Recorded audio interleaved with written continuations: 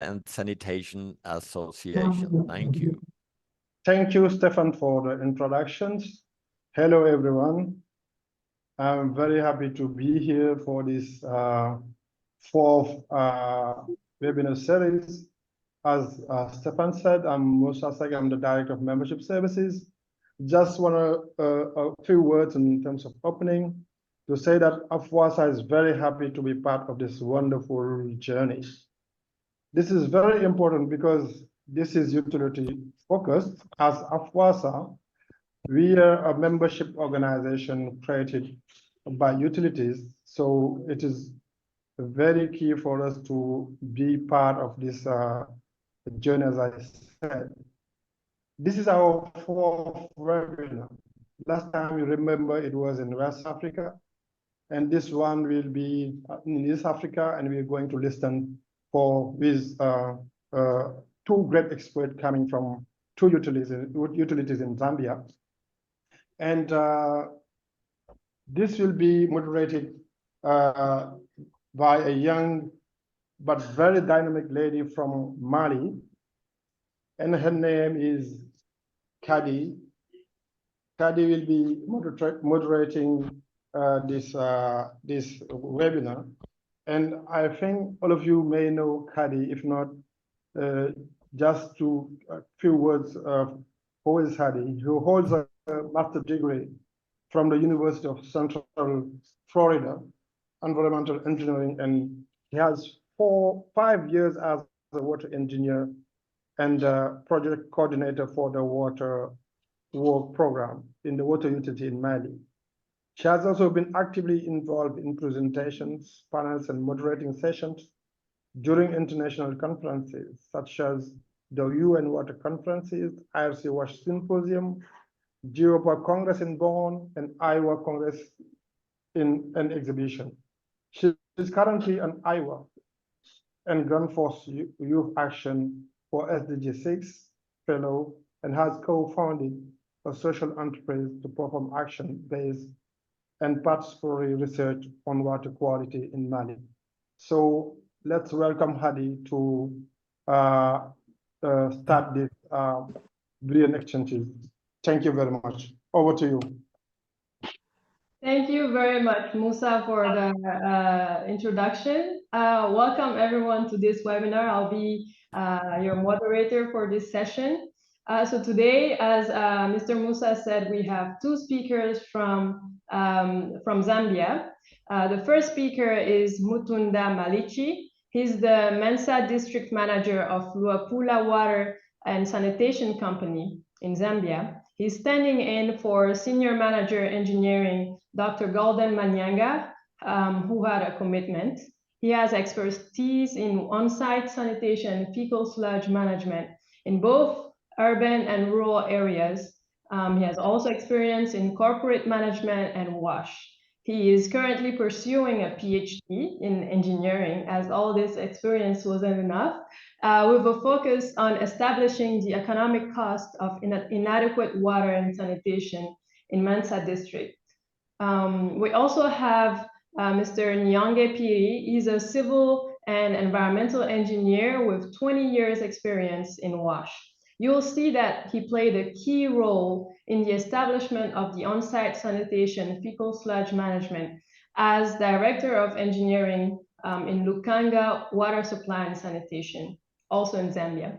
So to the audience, I'm quite curious to know which countries you're coming from. So if you have a moment, just put it in the chat real quickly. You can also put in all questions, any questions that you may have in the chat, and then I will address them with the speakers later on. So thank you. I'll give the floor to Mr. Mutunda for the first presentation.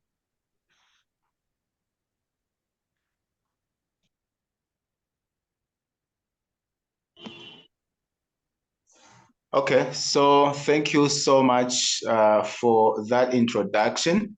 Like you have rightly put it, my name is Mutunda Malichi. I'm from Luapula Water Supply and Sanitation Company. So basically, I will try to briefly do a presentation on the role of our commercial utility in citywide inclusive sanitation service systems and the champion of open defecation. Next slide, please.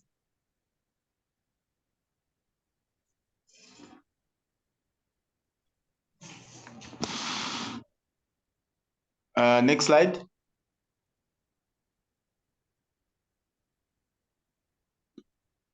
Okay, so basically that's the outline. I'll do some introduction, the current sanitation situation, and then we delve into the citywide inclusive sanitation, the implementation of citywide sanitation at Luapula Water, quite a number of slides to that extent. Then we also look at the opportunities that we have in implementing citywide sanitation before we can delve on the challenges and the conclusion. So basically, we are formed in 2009, and we started operations around 2010. Of course, under the Water and Sanitation Act of number 28 of 1997, which guides all utility companies. Yes, so our customer base now, I think, is around 15 to 17,000. In terms of the customers that were connected to the water system, and we have about 2,000 representing only about 13% connected to the sewer line. However, 86% of these residents in Mansa particularly actually have pit latrines, which is around over 80%, of course, connected to the sewer system. So we have a component in that of people who have pit latrines, and then those that have on-site sanitation systems where they've got flushable toilets, but then have their own on-site sanitation systems of septic tanks and etc. So we are covered in about 5 districts, which include Mansa, Samfya, Mwense, Kawambwa, and in Cherenge. And one of the things to highlight quickly here is that for the first time in the province, the company has invested in a wastewater treatment plant, a pumping station, and also with a vacuum tanker that goes around the provinces to try and offload and empty some of these septic tanks at request. Next slide, please.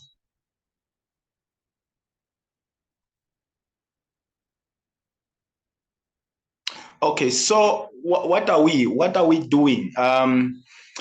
Where sanitation, citywide inclusive sanitation is concerned, the Ministry of Water Development, which is the mother ministry where water and sanitation provision is concerned, I think engaged the CU through the regulator, which is the National Water and Sanitation Council, on the introduction of citywide inclusive sanitation. Like I've said, issues of sanitation have been highlighted in the last 3 years. These water utility companies in Zambia, for example, were called water and sewerage companies. But I think somewhere around 2019, a deliberate policy was introduced where now we are being called water and sanitation company. Because, of course, we had to go a bit beyond just the sewerage provision to now looking at issues of faecal sludge management, issues of on-site sanitation, how do we manage them? And so to that background, the Ministry of Water Development, I think, has been engaging the CU to try and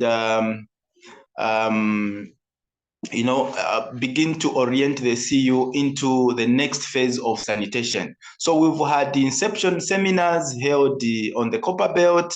We've got training that the regulator has been conducting to the CU. And to that extent, I think there's intention by government to find funders and be able to provide and construct a faecal sludge treatment plant. So other than the wastewater treatment plant that has just been completed and is now in operation, we intend through the government and through the regulator to actually construct a faecal sludge treatment plant. And so this will be initiated in Mansa, but there are intentions to actually go into other districts as well. And so on that introduction, what is important to note as well is that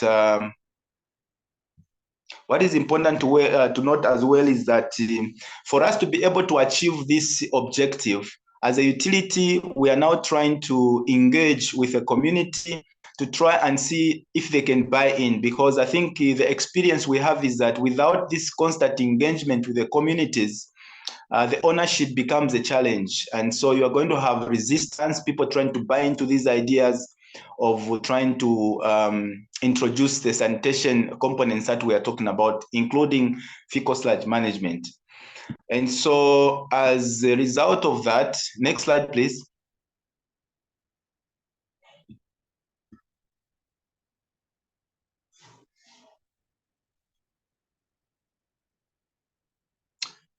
On the next slide, so basically, what is citywide inclusive sanitation? Basically, it's just a public service approach to planning and implementation of urban sanitation systems to achieve outcomes such as equity, such as safety, and also sustainability. So equity, by equity, we mean equal distribution, fair distribution of sanitation services to everybody that we are serving in the province. And so issues of sanitation, including issues of pit latrines, are a bit culturally difficult to actually explain to the people. People are free to talk about, water, but when it comes to sanitation, it's difficult for us to be able to talk about these issues. And so we are trying to see if we can also achieve safety, if we can also achieve a safe way of actually getting this excreta and treat it and dispose it off in a way that is not harmful to the environment and also the people that we are trying to service. But apart from that, the issue of sustainability also comes in. How sustainable can this be? Next slide, please.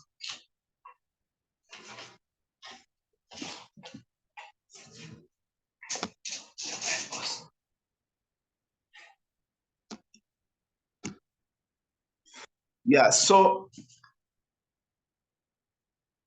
the government of the Republic is in a hurry to meet the Vision 2030 on sanitation.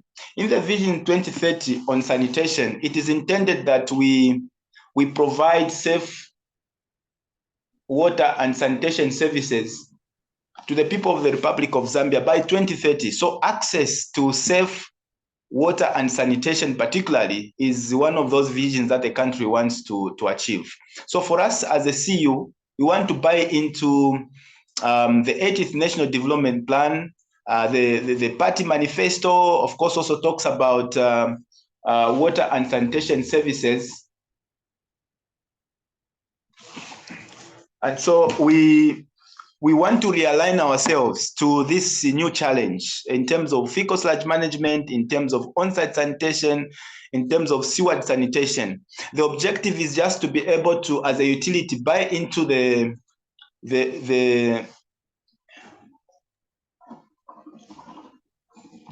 idea that the government wants to get sanitation to every household in the province. Next slide, please.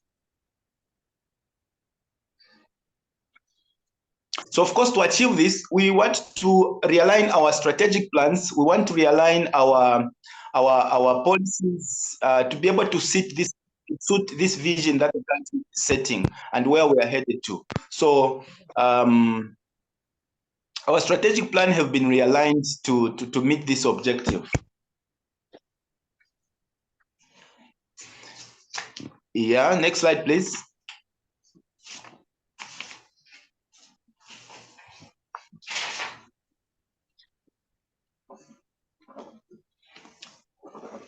Yeah, so some of the services we are providing at the moment include the vacuum tanker services, whereby the entire province, in fact, we only have one vacuum tanker.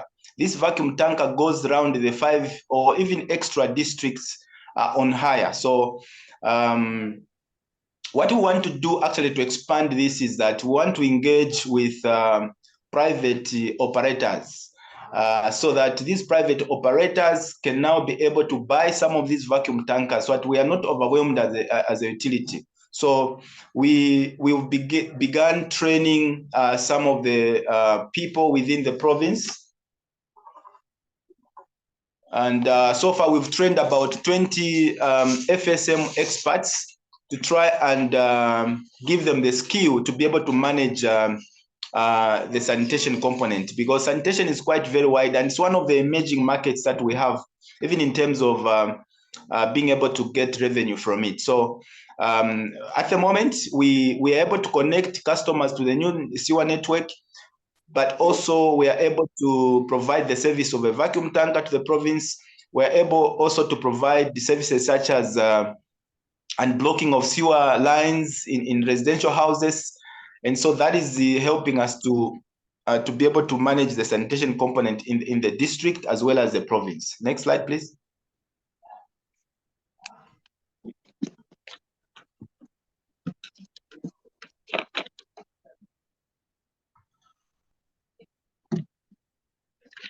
Yeah, so what we've noticed is that government is willing and has created an enabling environment for us. We have actually a ready market. Those are some of the opportunities where we already have a ready market available. And also at the moment, as a utility, I think in the province, we are almost like a monopoly in this business of sanitation provision. And also that in terms of treatment infrastructure, I think that we have a wastewater treatment plant that has been provided that has never been there before.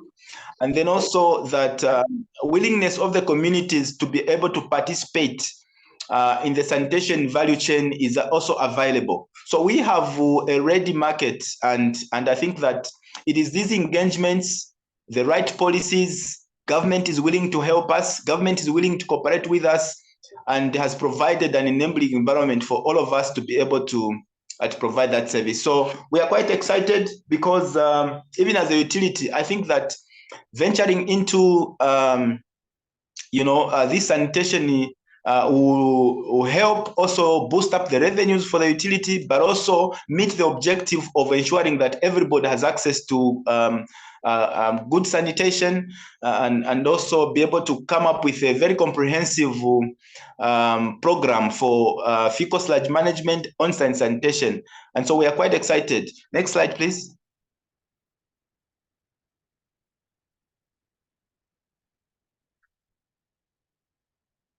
So some of the further opportunities, like I've said already, is that we have the wastewater treatment plant. We have a biogas plant as well in the wastewater treatment plant. And from that biogas plant, I think depending on the level of production, we can begin already to get some revenue from sale of gas. We can also be able to generate manure and sell it to the local farmers that can farm, that can use it for cultivation of their crops. Of course, we have also an opportunity to connect as many customers to the new sewer line. Apart from that, one of the opportunities we are presented is also the construction of a fecal sludge treatment plant.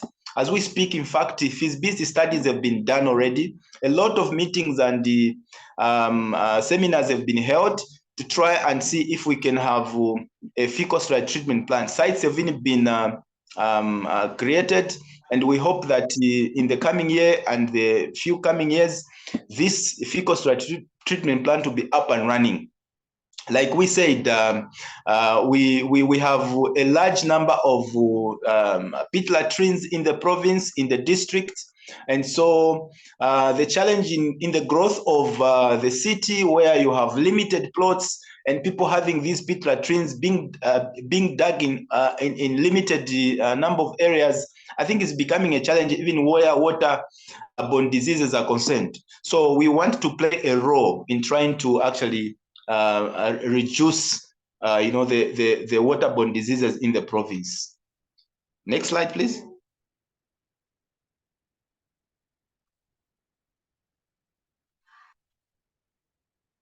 So one of the challenges we face in implementing citywide inclusive sanitation is the issue of culture and tradition, like I've already rightly put it.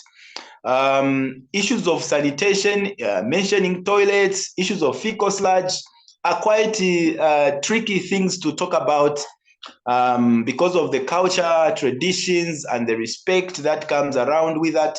So we are now engaging residents to begin to have these open conversations about sanitation, open conversations about, open defecation, for example, to engage the communities, to engage the traditional leaders is quite a challenge. But I think that from the engagements we've had already, customers and our communities are already beginning to accept that actually issues of sanitation, issues of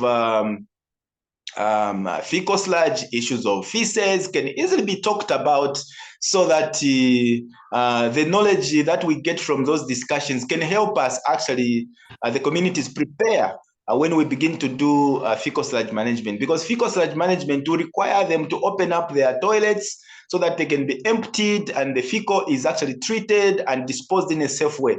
So that engagement for us, I think, is very, very important in as far as the fecal sludge and the general sanitation in the city is concerned.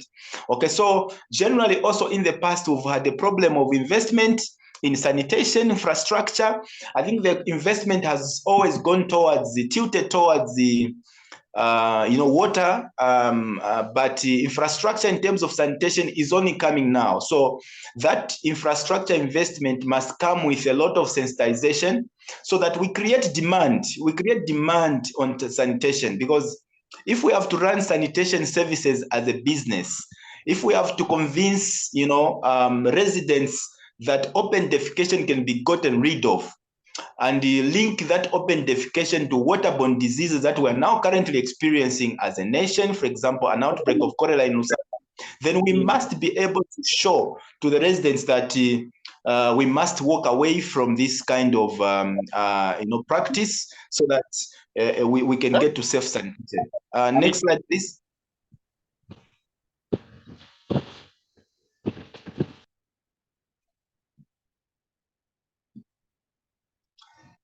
Yeah, so what have we done to be able to help implement in the midst of that challenge? We have revised our strategic plan to now include on-site sanitation and fecal sludge management in the plan.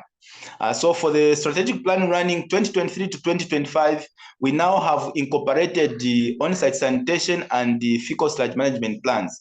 We've also restructured the utility in terms of the structure to try and include on-site sanitation and fecal sludge management units, where issues of fecal sludge and sanitation can actually be looked at as at a unit level, so that we don't have we have a dedicated unit that is focusing on sanitation, which has not been there before. I think this is being incorporated now. Next slide, please.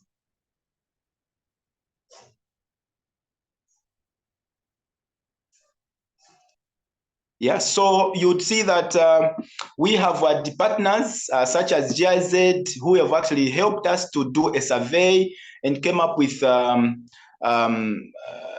it helped us to come up with data. That data has helped us to generate, for example, the sanitation value chain.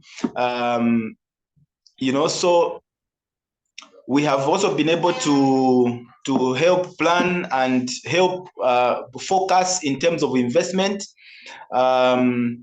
We are also able to get a lot of data that has helped us to come up with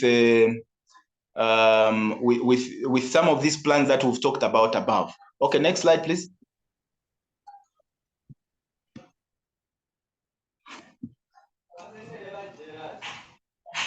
Yeah, so NWASCO has also supported the utility to come up with sanitation mapping. As we speak, we have recruited a number of people that are going to help us to do the GIS mapping of all.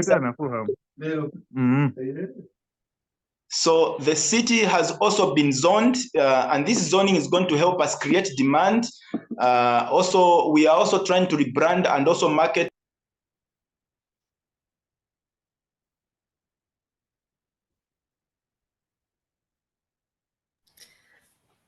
Mutunda, you muted yourself.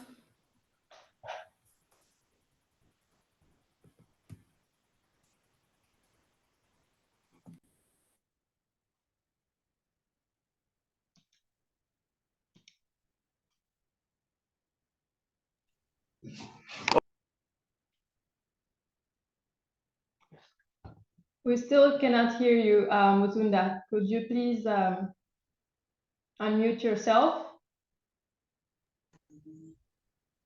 We're also towards the end of the presentation. Could you please wrap up? Okay. Sorry about that. So basically, we are doing GIS mapping for all sanitation facilities. We are also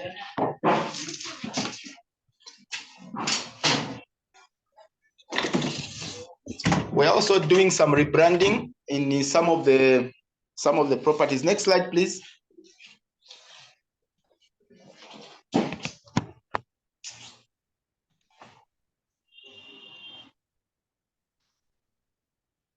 Okay, so those are just pictures showing some of the meetings we've had in terms of engagement with the communities.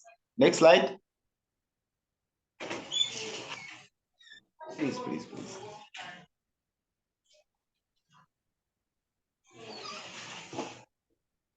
So we are happy to report that the CU has also developed a number of standard operating procedures and related to on-site sanitation and fecal sludge management, and we constantly want to continue engaging with the communities. Next slide.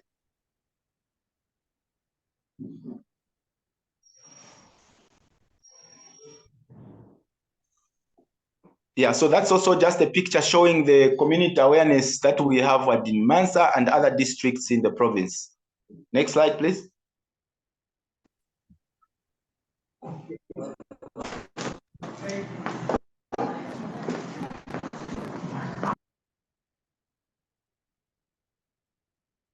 Yeah, so this is also training that has been conducted in trying to sensitize our customers as we prepare for the fecal sludge management and on-site sanitation. We have constantly continued to engage with the community so that we carry them along, because like we said, without carrying the customers along, it will be very difficult for us to implement this fecal sludge management and on-site sanitation. So we are constantly in touch, constantly engaging with the communities, sensitizing them about the importance of us discussing and implementing this fecal sludge going forward to avoid issues that we're already facing in terms of disease. Next slide, please.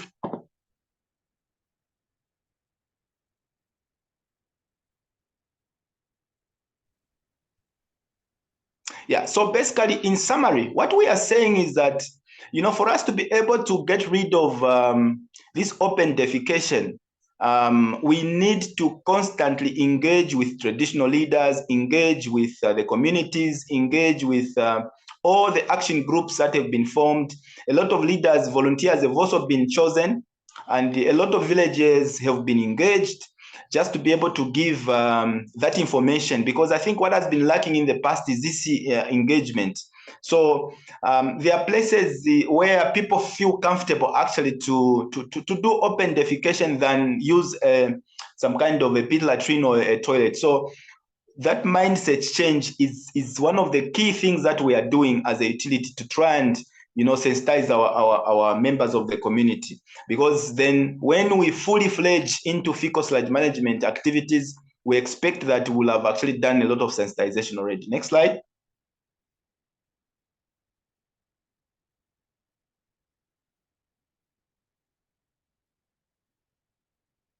Yeah, so we now are in the process of actually developing the sanitation master plan. And this master plan now include FSM and OS business models. As I mentioned earlier, we need to run this sanitation as a business as well as a utility. So we would like to go and to develop these business models and lobby for investment in sanitation, so that maybe we can have a wastewater treatment plant or fecal sludge treatment plant in each one of the districts that we have, so that we don't have a central place where you get fecal sludge from Zambia and bring it over to Mansa. We need to be able to have at least a treatment plant in each one of the districts we're operating in. Next slide.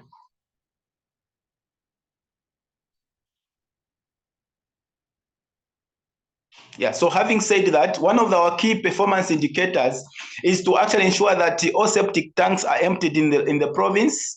And one of the unit of measure there is, of course, the number of septic tanks we have. Then we also have to ensure that sewer lines are free of any leakages and overflows. And then the kilometers of sewer lines inspected and then blocked, I think, could be a measure. Emptying of toilets. Emptying of toilets, how many toilets have been emptied? I think that will also be a unit of measure, and all these will be done on a weekly basis. And connecting new customers to the new network, again, the number of customers who've connected to the new network will become a measure to us. So with all this said, next slide, please. With all this said, we're expected to actually work hand in hand with traditional leaders and also civic leaders, and in the full implementation of the community-led, total sanitation. We want the communities to lead in trying to manage sanitation in the province. So we are on course, and we are quite excited that this platform that you've given us, this webinar, giving us an opportunity to hear best practices from other utilities, as well as experiences that others are facing as we try to go full time in providing good and safe sanitation to the province. I thank you.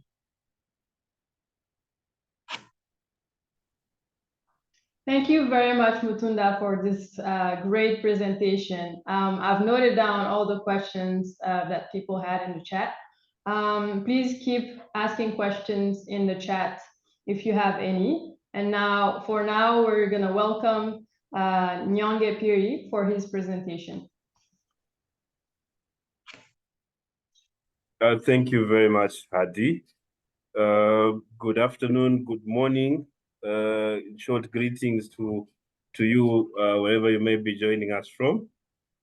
My name is Nyonge Piri, and I'm presenting to you on the citywide inclusive sanitation as is being implemented by Lukanga Water Supply and Sanitation in Kabwe. We can go to the next slide, please. I will not reintroduce myself. I believe that was adequately done by Hadi. I'm a professional working in the sanitation space for quite some time now. Next slide, please. Okay, so my presentation shall follow this structure.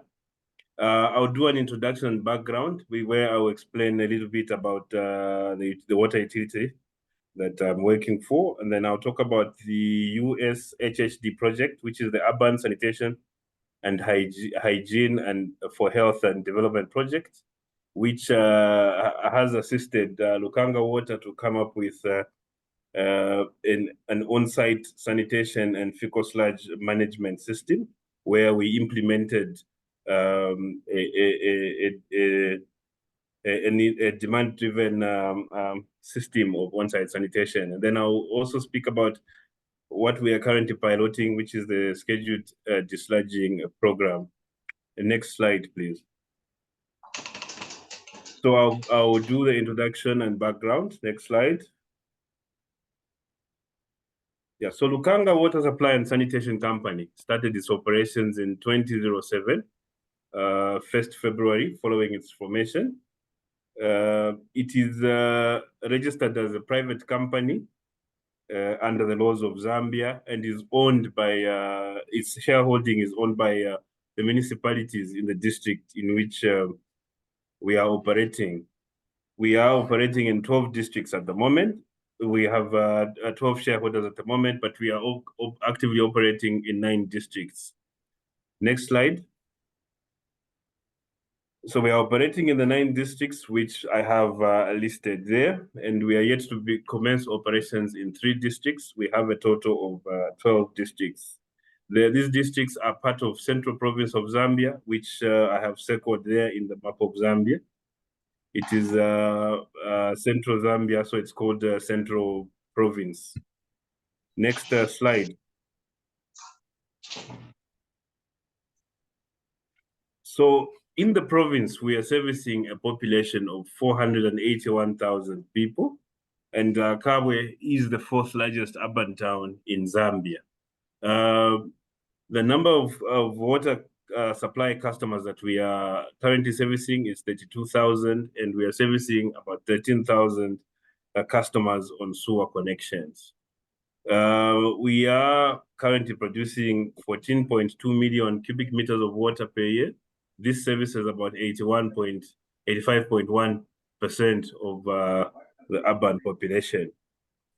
Then we are treating about 2 million cubic meters of sewerage. Sorry, in the slide there's a mistyping, which represents coverage of 59% of the population. In the 59%, 19% is covered by sewer connections, and we have 40% on pit latrines as well as septic tanks. The rest of the population are either on either doing open defecation or are serviced by toilets that are of a standard that is not emptyable. Next slide, please.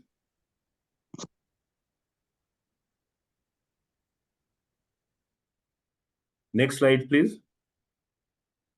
Okay, so what you are seeing now is the map of Kabwe. I shall zero into Kabwe when discussing citywide inclusive sanitation. So what you're seeing right now is the sanitation map of Kabwe, with the network that we are showing in blue being the current sewer network that is in use, and the red network only being at design stage. It is yet to be constructed and implemented. So as you can see on your on the eastern side, on the northeastern side, as well on the southern side, there are signs there of settlement, and these are not covered in sewers or in the plans that are already in place.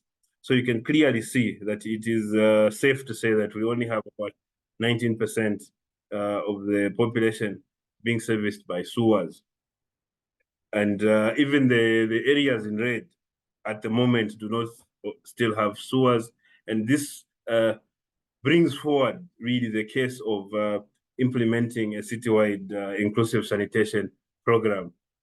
So what we have done is that we have come up with a program where we are providing citywide sanitation by making use of a business model that does on-site sanitation facilities and also the management of human fecal excreta. Next slide, please.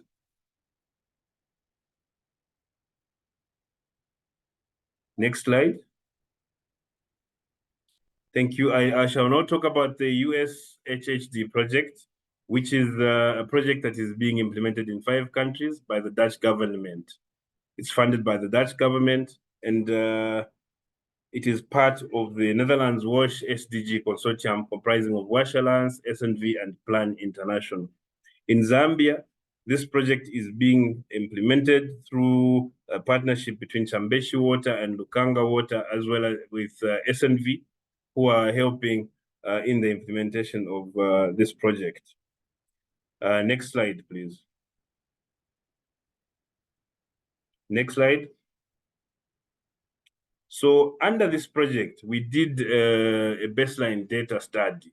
And from the study, I have picked out a few pieces of information that led to us deciding to implement a citywide inclusive sanitation project. So, and in the study, we found that we had 19% sanitation coverage from sewers, and then open defecation for the entire project area was at 12.4%. Access to a functional and clean private toilet in Kabwe Town was at 57%. And we also had unsafe practices by manual emptiers. These are informal emptiers that empty pit latrines in the low-income areas, who were emptying with without consideration to safety and other measures that make this practice quite dangerous. And then the emptiers did not have any protocols or interventions to deal with accidental spillage of sewage. Then we have mechanical emptying. This mechanical emptying for the entire province is being done by the water utility, which is Lukanga Water. But then at the time of this baseline study, the utility also did not have, had not yet developed protocols and for operation of on-site sanitation and also safety measures. So this is another area that still needed to be attended to. Then mechanical emptying by the utility was limited to septic tanks. So we needed to, in this project, devise as part of the business model, a way of emptying pit latrines as well. We can go to the next slide. So as a way of implementing citywide inclusive sanitation, we came up with some guiding principles, and these guiding principles are the ones that guided us in coming up with a strategy for implementation of the citywide sanitation. So the first guiding principle was to achieve access. This meant that we needed to achieve access for all the people that reside within Kabwe. So it was important because the nature of sanitation is such that anyone who is in danger endangers everybody else. So we needed to have all members of our communities to have access to sanitation. And then this sanitation needed to be adequate for customers. That is, we needed to effectively break the fecal oral contact of human fecal waste. So we needed to form a barrier so that we do not have fecal oral contact of human waste. Then the system needed to be equitable, meaning that it needed to provide for every member of the society according to their needs, eliminating inequalities and also eliminating lack of access. Then the sanitation needed to be sanitary and hygienic. This meant protection of the environment and also providing a sanitary environment for our communities. Then we needed to follow a participatory approach. This meant that we needed to do a multi-sector and also do stakeholder engagement in the development of the business model that would follow in the implementation of citywide sanitation.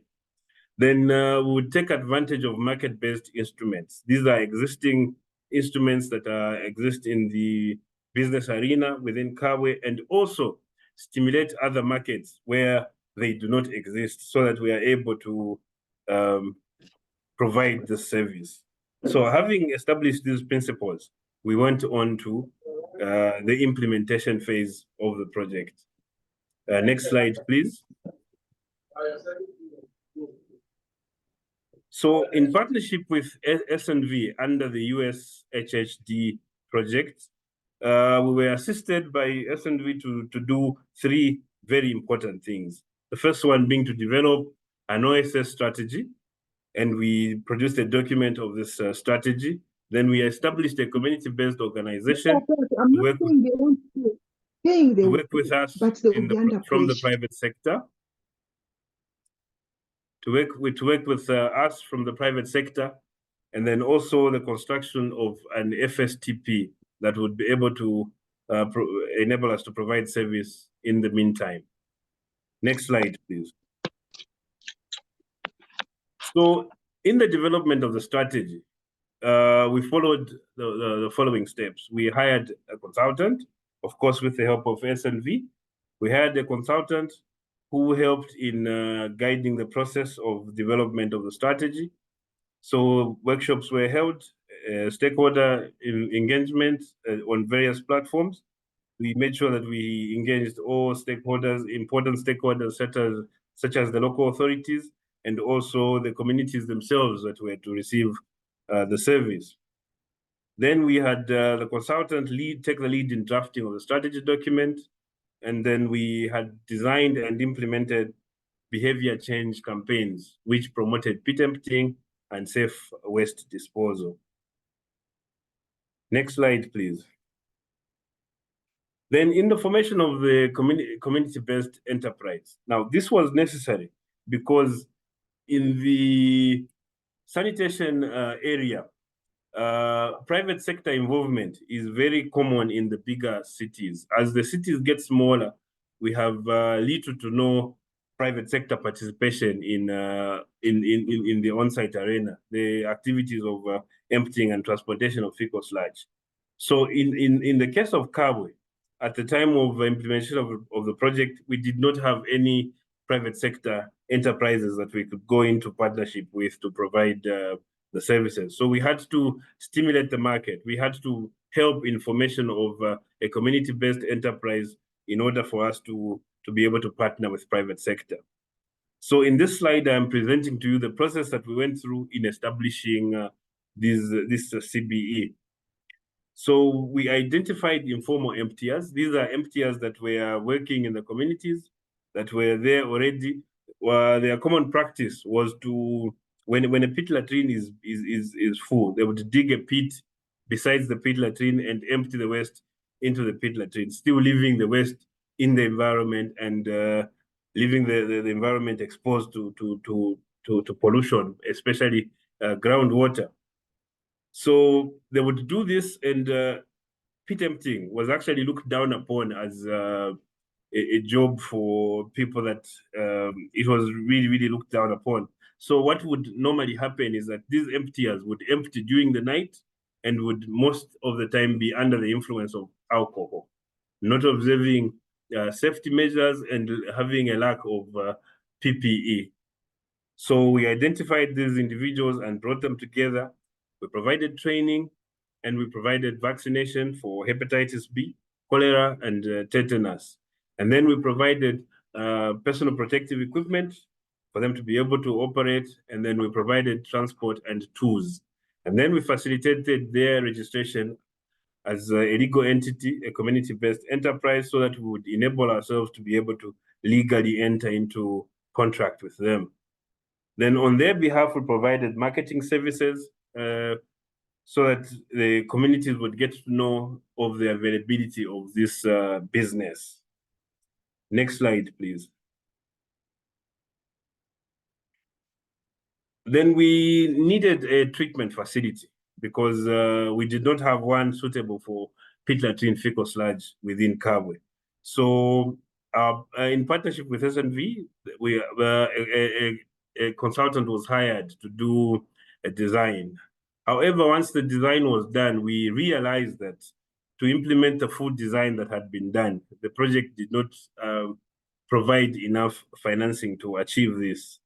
So as a way of setting the ball rolling and enabling ourselves to be in a position to commence with pit emptying, we actually identified an old treatment plant, which had been a plant for sewerage before. It was old and had been abandoned. The waste from this plant was being pumped via a pump station that had been established at the site to another treatment facility. So we took advantage of this because there were drying beds at this treatment plant. So we used the resources that were available in the project to rehabilitate the drying beds, and these are the ones that you see in the bottom picture in the slide.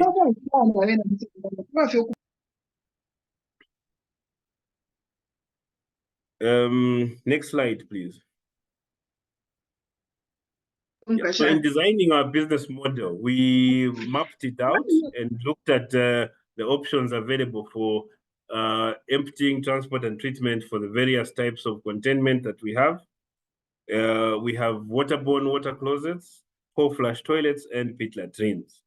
So in terms of waterborne toilets, which transmit waste to septic tanks, we chose the path of using vacuum tankers, which deliver to the fecal sludge treatment plant. And after treatment, of course, the waste is there for disposal or reuse. For pit latrines, we went for the path that uses modified tools to empty the pit latrines, put the waste in barrels, and then transport to the fecal sludge treatment plant for treatment and subsequent disposal or reuse. Next slide, please.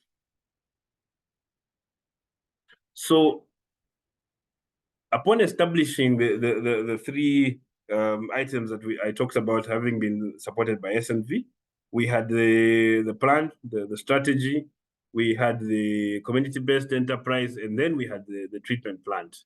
We put in place a system of on-demand emptying. This is a system where a customer comes to us and requests for the service whenever their facility is full. So in how we implement this, of course, we have community engagement and marketing, where we let the people know, we advertise the services, and then once a customer's facility is full, the customer requests for the service by coming to any one of our offices. Then assessment of the toilet facility is done to ensure that we are dealing with a facility that is emptyable.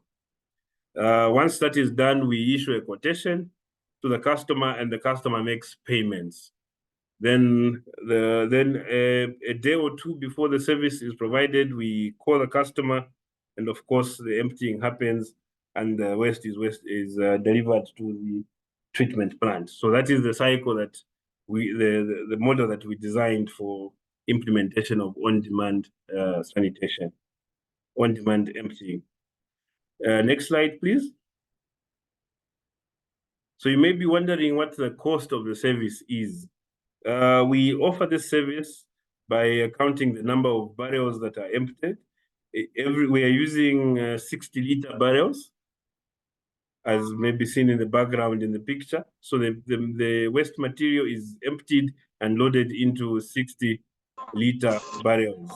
Now, 0 to 12 number of barrels, we charge at 300 kwacha, which at the time of setting this price, the dollar was at 20 kwacha per dollar. So that is about $15.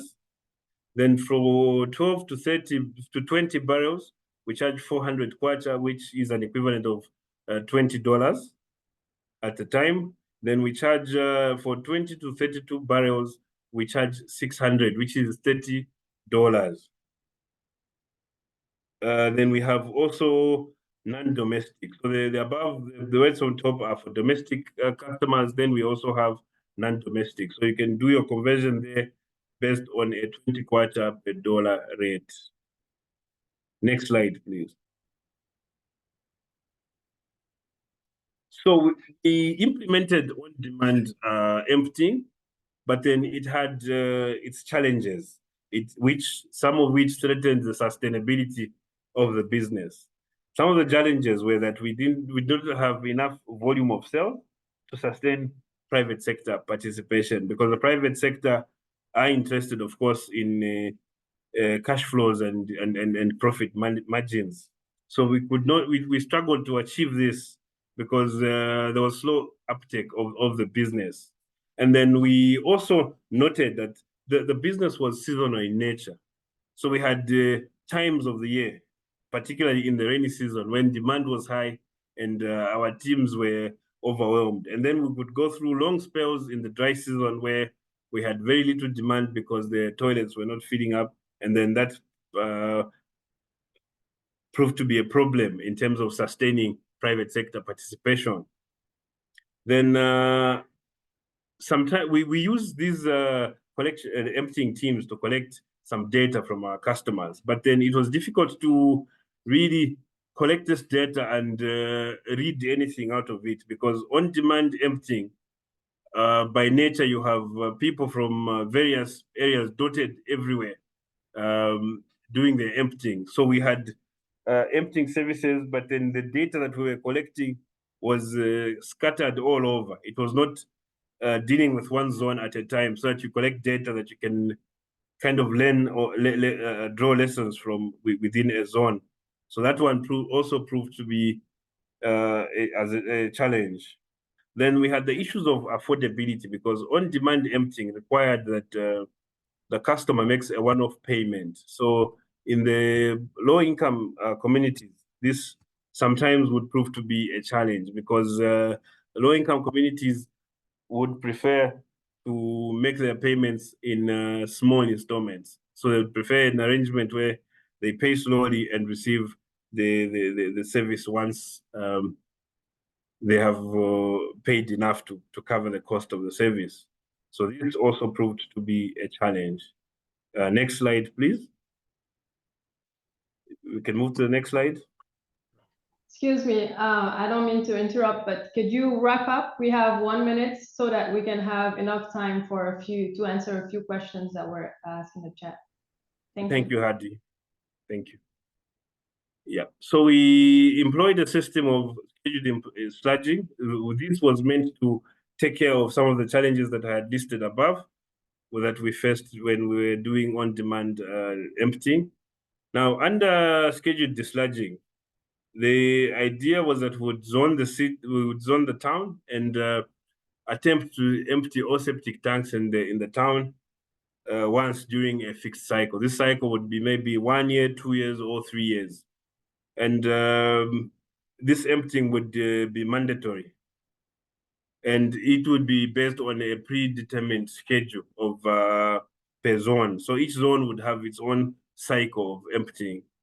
Then would engage a licensed service provider, mostly private operators, to do the emptying, and would pay them from the monies that we had collected over time. And this waste would be disposed at a designated site. Next slide, please. So we have done a pilot of scheduled emptying. We chose a zone, and then we have implemented this in an area. We went through a process, of course, the process of zoning the area. We did some community engagement. We registered customers based on their where the houses were located, and then also assessed toilet facilities so that we ensured that those that entered the program had toilets that were able to empty. Then we had creation of a customer account on our billing system, where the customer would be able to pay a small amount, about $1 each month, until so the idea was that by the time the cycle was due for emptying, they will have contributed enough to cover the cost of emptying, and then would bring in a private operator to empty the toilets for all the people in the area. Next slide, please. So as I conclude, I'll go through the lessons that we learned in the implementation of this business model. We've done, we are currently doing a pilot.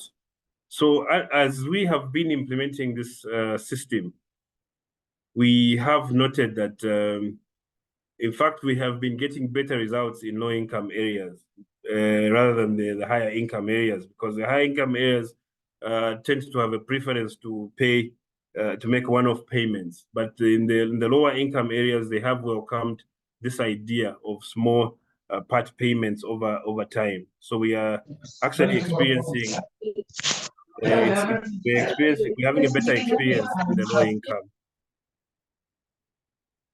Then it was difficult to get communities to contribute to the scheme when we first started, because we're talking about a business model that they had not experienced before. It was a story that we were telling from word of mouth, and they had not really experienced it. So what we ended up doing was that we provided the service in reverse, because we needed to do a practical demonstration in the communities that this was able to work. So we were forced to empty first and collect money later with a number of customers as a way of establishing visibility in the communities. So that is one lesson that we learned, or the lesson of visibility. We needed to have perhaps planned for some investment to do emptying, to establish visibility first, then go into the community and try to collect money.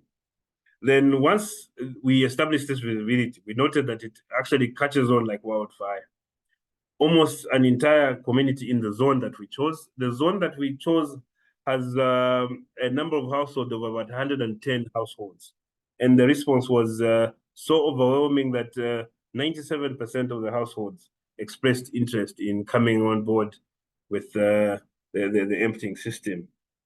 Then we do need a larger capacity treatment plant as we roll out, because what we have right now is only able to take about 5 cubic meters per day. So that by the time we are feeding all the drying beds, the initial drying beds will have dried and be ready for us to remove the waste from there. So we need more treatment capacity. And then we have also noted that it is necessary to have on-demand emptying running in parallel. Even if we do establish full-time the scheduled dislodging, we still need to run an on-demand system, because some of the facilities may fill up before the scheduled time for emptying. So these customers will need to have access to emptying services. However, these services may need to be paid for in full, because then they're not covered by those periodic payments that they do. So then away from larger cities, there's very little activity in terms of emptying and transportation by the private sector. So like as we have done for Kabu, we may need to do similar activities of establishing community-based enterprises in other districts as we spread the service. Then the good thing also is that the model spreads work over the whole year, because we are the ones scheduling when we empty. So we make sure that our private operator has work almost throughout the year, because we are deciding when we empty. It is not driven by seasons. Then there are gaps in the legal framework. These gaps include issues of compelling citizens to empty their facilities when they're full, and also maybe standards for reuse products that we may need to put in place for us to be able to offer quality assurance for the reuse products that we are providing from our treatment facility. So we do not have any bylaws or laws that govern the quality of reuse products that we may get from our usage, our treatment. With that, I would end my presentation here, and I thank you for your attention. The next slide is me thanking you for your attention. Thank you. Thank you very much, Nyonge. I'm really inspired by actually your two presentations. You know, you both emphasized how it's important to create the demand for sanitation, but also adapt to the community's demand. And I think that is quite inspiring how you show that. So we still have about 20 minutes for answering the questions that were asked in the chat. I also wanted to mention that in case we don't manage to respond to all the questions, we'll transfer the remaining questions to a dedicated Susanna Forum discussion thread, where the speakers will also be able to address the questions. So far, I wanted to ask first from the chat. I think this was addressed to Mutunda. How is the public-private partnership space in the region?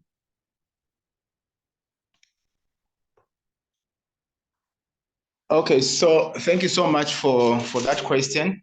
So the private partnership service provision is only starting now, because we have begun engaging. Like I said earlier in the presentation, there hasn't been a robust sanitation system in the province in the past. And so people literally have been having this on-site sanitation on their own, and the business part of it has not been highly pronounced.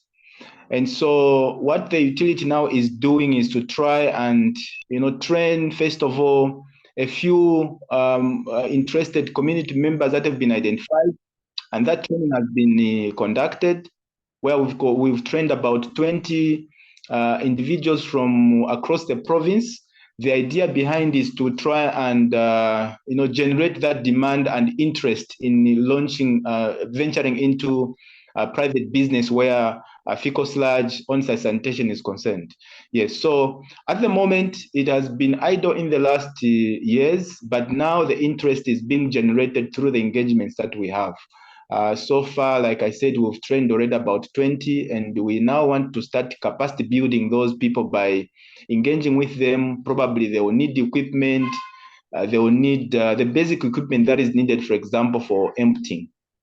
they will need, others will need maybe to begin to be interested to buy vacuum tankers, because like I said again, we only have one visible vacuum tanker in the province that goes around all the other districts. So we are hoping that people can come up and be able to be interested in this business, and that's why we are constantly engaging them to try and see if we can generate that demand. Thank you for this response. Another question was, what is the capacity of the new treatment plant, the fecal sludge management treatment plant that you mentioned in your presentation, and what percentage of the population it will serve? Okay, so the new fecal sludge treatment plant is expected to cater for about 2,000 households in Mansa. And then also we intend to, because like we said, we have only about slightly over 2,000 connections to the sewer. So the rest of the customers, in excess of over 150,000, households, now do not have, in excess of over 150,000 individuals do not have, access to the sewer, sanitation system. And so most of these have pit latrines, which is about 86% have pit latrines. So the intention is that with this development now, where we have a fecal sludge treatment plant that is coming up, we have to now begin to engage them and let them know that actually they can empty their pit latrines. At the office here where we sit at the district, we have demand already created where people have come, for example, to inquire about emptying of their pit latrines because they've got limited land, so they cannot dig another pit latrine. So they've come to us to try and see if we can empty using the vacuum tanker. But the vacuum tanker also is limited in terms of how much it can do. So demand is there actually. There's a high demand. All we are waiting for now is to try and see if we can implement that fully. That's why we have gone ahead to train some of these private service providers. So we are yet to go into, for example, contracts with them. We are yet to go into these agreements with them and see how we can, whatever model we can adopt to make them actually begin to make money out of this exercise, but also that they do it safely and provide this service in a safe and accessible manner, because issues of costings again will come in, issues of tariffs will still come in. So we are hoping that this model we begin to sell it to the communities, so that together with the private service providers, ourselves and the communities now can agree how we can proceed to provide this service. Because in the next 1 year, the plant to be up and running. The question now is that do we have capacity to be able to provide? Because Luapula Water alone may not be able to have the capacity to provide this service to the people. So we need to bring these people on board. And so the interest is there, the demand is there. We just need to strategically put ourselves to be ready when that is implemented fully. Yeah, we wish you a great success in achieving that. I'll take a question addressed to Nyonge. How many decentralized wastewater treatment systems do you have, in terms of size and capacity, and who operates them?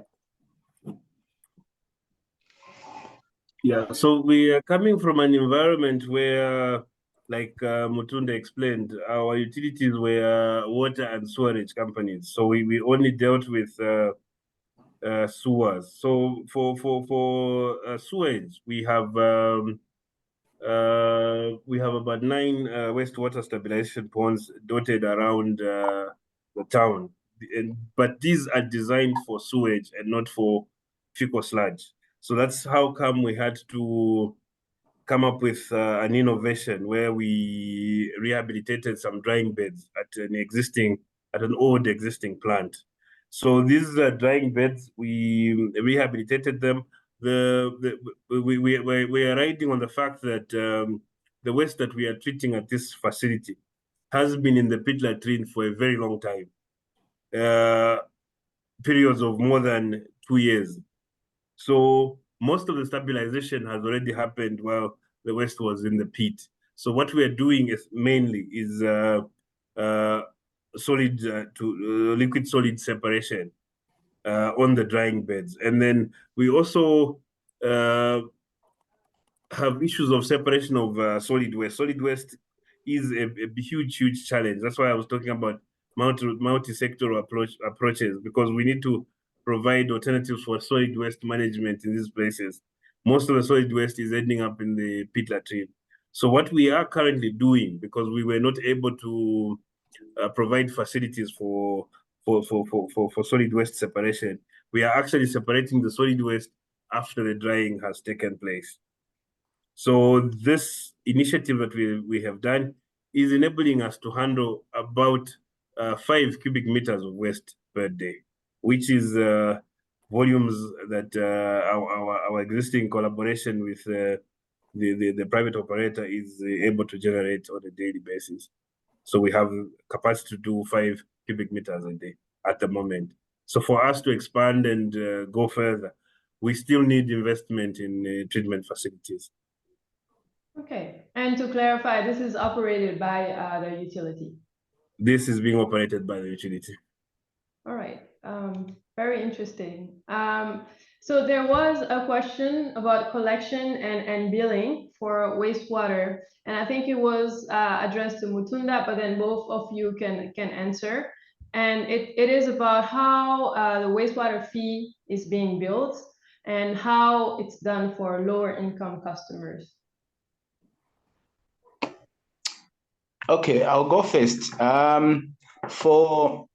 For us, currently, because we are doing, we're actually charging using the vacuum tanker. What happens is that for the vacuum tanker, we are going to charge you for about 700 kwacha per load, and the load is about 10,000 cubic meters.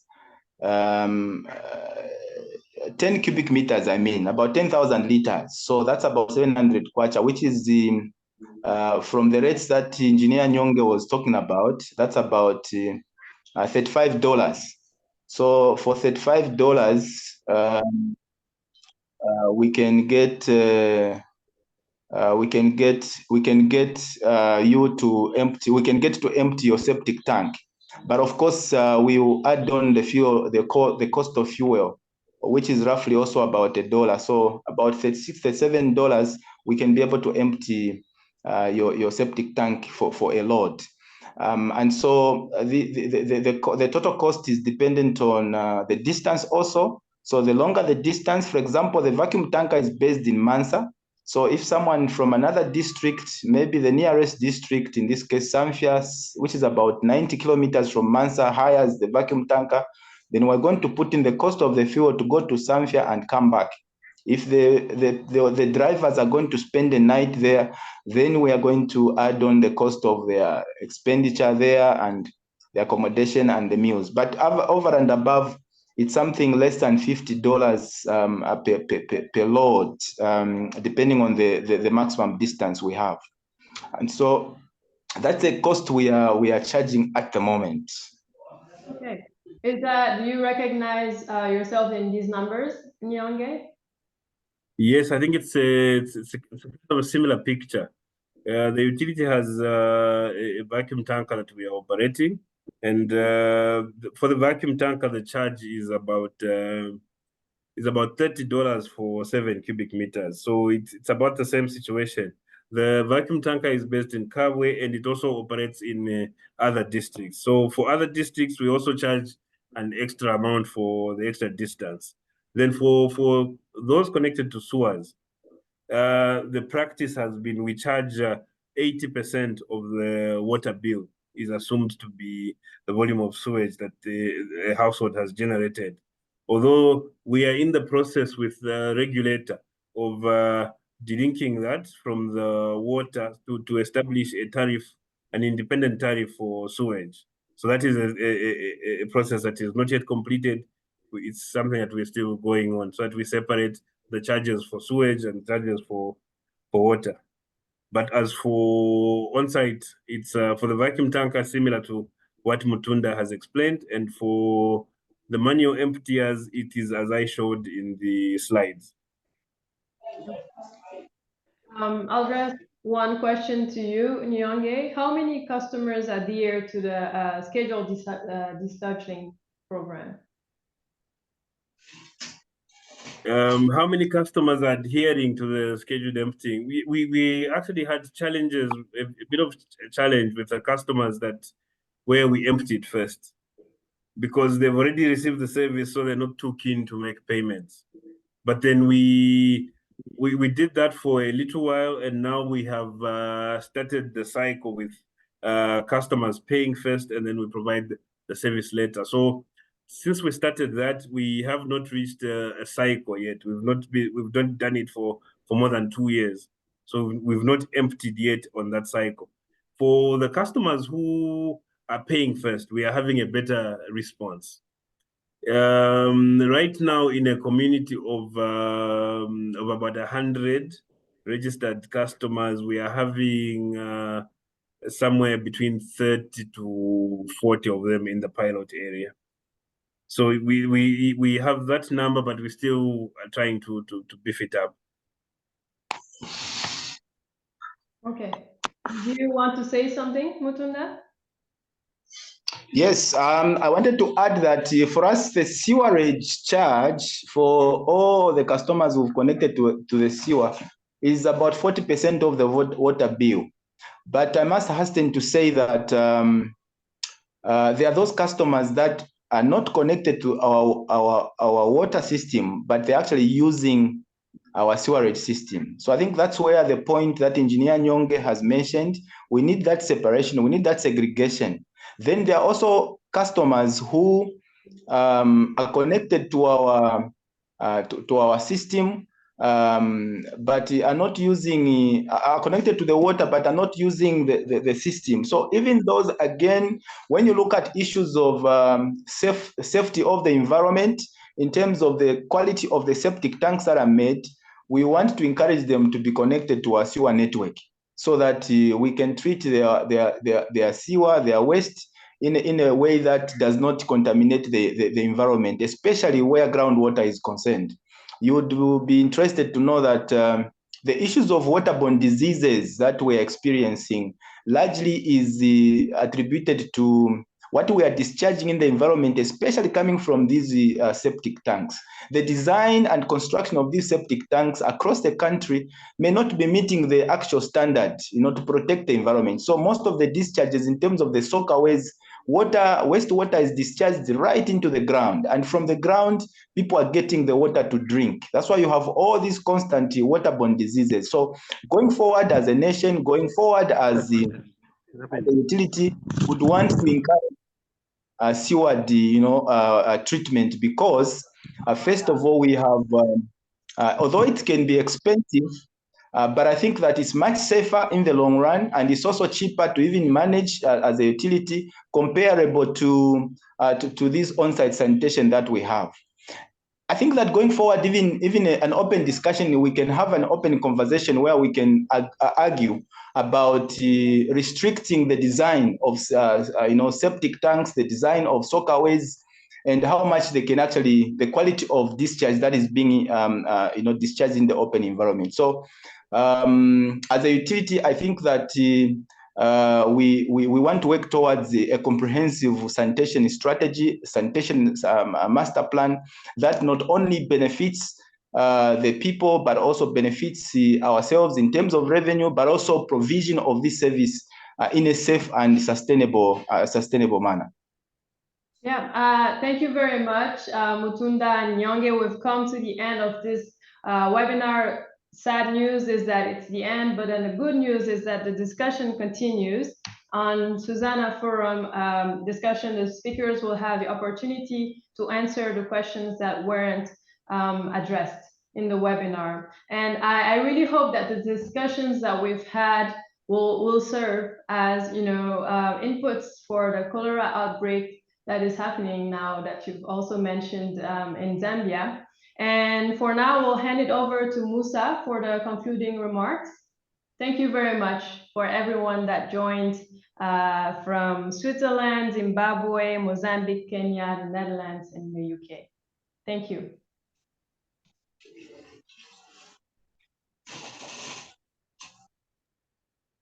Thank you, Nyangi. Thank you. Thank you very much. I want to congratulate our two gentlemen for the nice presentation, and congratulate and thanks for all the participants to this webinars. I want to congratulate Kadi for the nice moderation. And just saying that, as you said, I know that all the discussion will be going on the Susanna platform.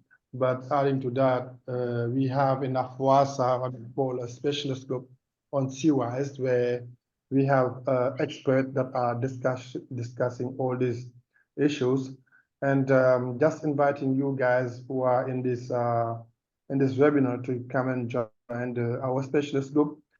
Apart from the specialist group, we have a big citywide inclusive sanitation program that is funded by the Gates Foundation, implemented in 16 countries and 52 cities, where there is some very nice things to learn. There is so many things to learn from those programs and projects, and within discussion about our specialist group. So I'm inviting you guys to come and join those discussions in our in AFWASA. I'm just putting here the link.